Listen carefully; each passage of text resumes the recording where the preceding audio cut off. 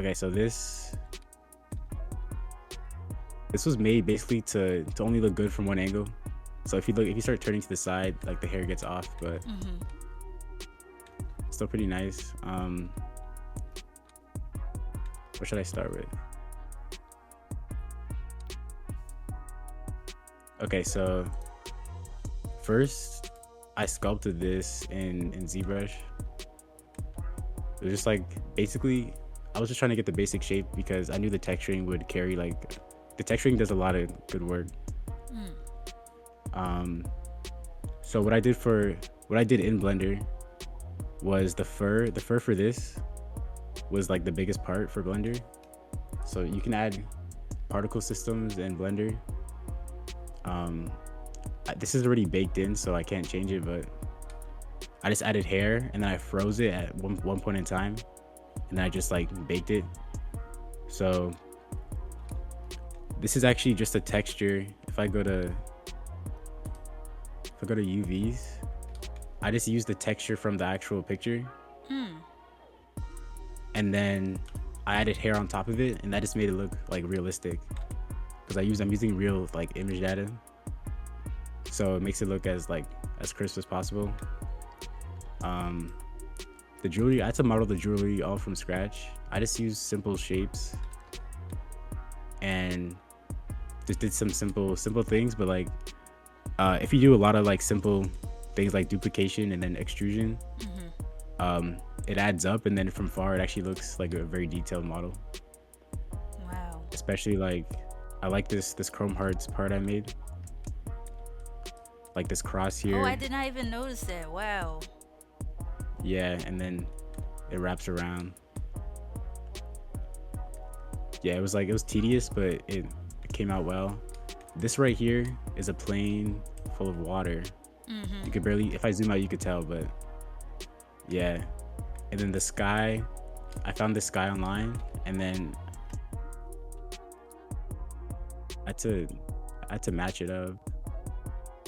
I had to match it up to Oh. where it looks like it's in the scene. And to make it look like he's actually there, I had to add some orange lights, like these lights here. Mm-hmm.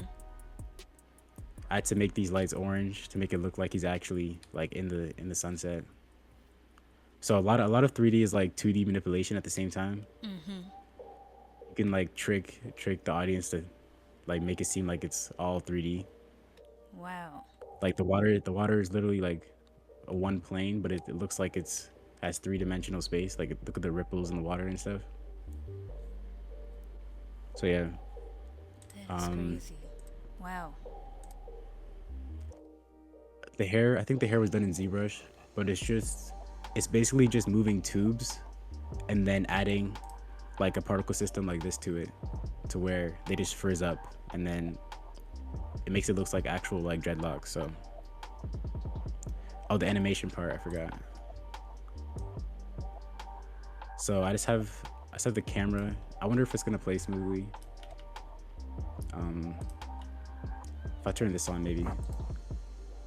I was still gonna lag a lot, but And there we have it. um, yeah, it's the animation here.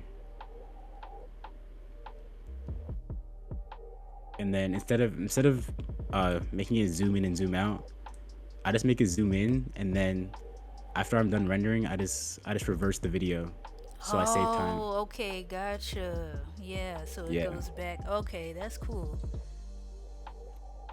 So for Tekka, I have some shape keys. This is for the blinking here. And what's this? This is just I think I was fixing his nose here. Okay.